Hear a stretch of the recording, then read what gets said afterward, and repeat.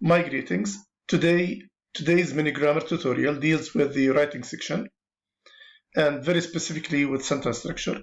If you remember, we said something about sentence structure. We said that a sentence in English has three main components actually. It should have a subject, a verb, and a complement. And today's tutorial is going to deal with the subject-verb agreement. The subject and verb agreement. Now, regardless of the type of sentences you are writing, whether you are communicating with people or writing, there must be an agreement between the subject and a verb. Let me tell you one thing. Out of extensive experience in giving classes and courses for seniors and juniors and school students, what I have found is that this area of English grammar is very confusing. I've seen cases with managers, CEOs, doctors, lawyers, still make that mistake. Just recently, I gave a course for 30 engineers. And when we started discussing this concept, they all felt that they know it. But once we really went into more elaboration and illustration, they know exactly what my point is. It's so easy, by the way. Let me put it this way. Again, there is an agreement between the subject and a verb. And this agreement is illustrated in the fact that there is one S only. Here, in this case, it could be the S plural or the S third person singular. If you remember, we did this in a previous tutorial. Now, the S is either given to the subject or the verb, as you can see. If it was taken by the subject, then the verb goes without it. And the other way around. If the subject doesn't take it, the verb takes it. As easy as that. Believe it or not, as easy as that. Okay, let's go down to the table, see what we can do with it. Now, the table illustrates the person as plural, the singular actually, for the person, singular and plural, and the verb, the tense, present and past. Now, starting with the word the manager is singular, and the he, she, and it also refer to singular as pronouns. The manager is on the other way, is plural because it ends with the S plural. They, you, and we refer to plural based on meaning. Even the pronoun you is considered plural in this case, although I know it might sound a bit strange. Why plural? Because in many cases in grammar, you is considered as plural. So back again, we said that the manager is singular, so it doesn't have an S. He, she, and it are singular. They don't have an S. So they don't have an S. So any verb that follows should be with an S at the end, as easy as that.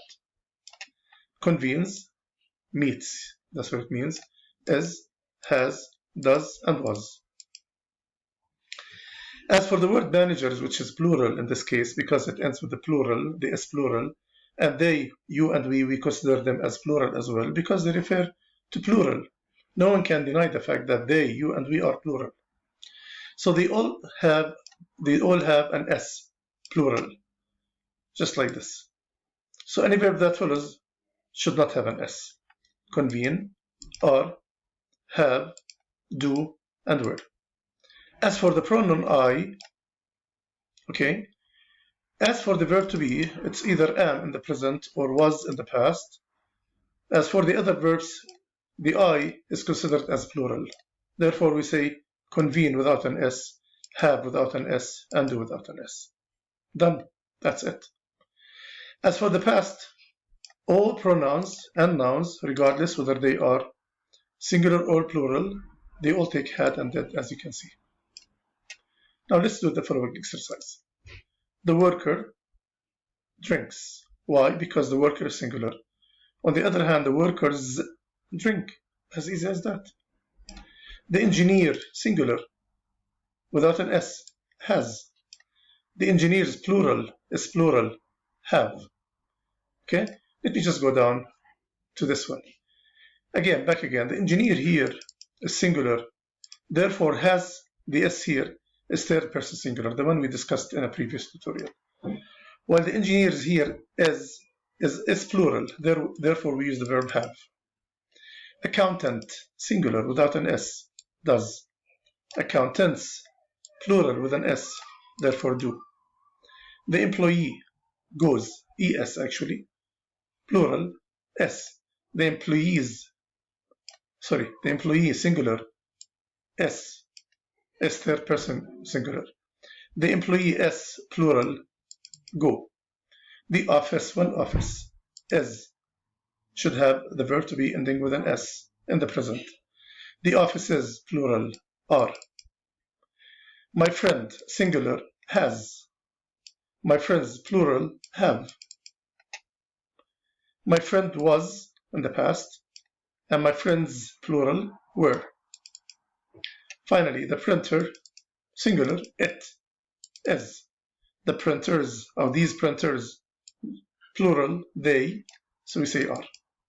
Okay, now what I need you to do is to take the right answer. Okay, the thing is exactly the same we did over here, but in the form of an exercise.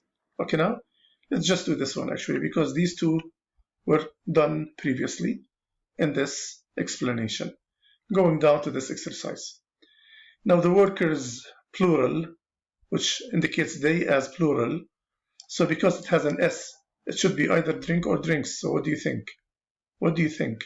There's an S plural at the end, so it should be drink.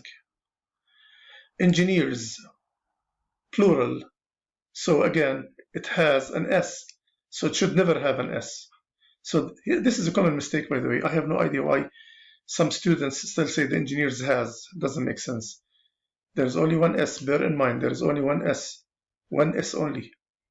Going down to the answers. Now what I have done actually, because I know that you still need more practice, is that I have provided you with a summary of all structures that are related to the concept of subject-verb agreement. Illustrated in Arabic, as you can see, there are 21 exceptions. You know, the rule that we have just discussed is the major rule. Okay, it is widely used, it's commonly used, but there are other rules that govern this discussion.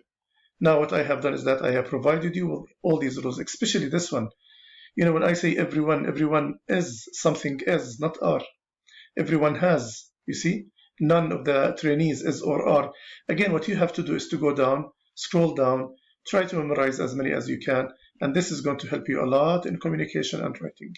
And believe me, this concept, if it is mastered well, you're going to be so perfect in writing and communication. Thank you for being with me in this tutorial. It's a very interesting tutorial. Now, what's going to come next could be a verb or could be something else. Thank you very much. Goodbye.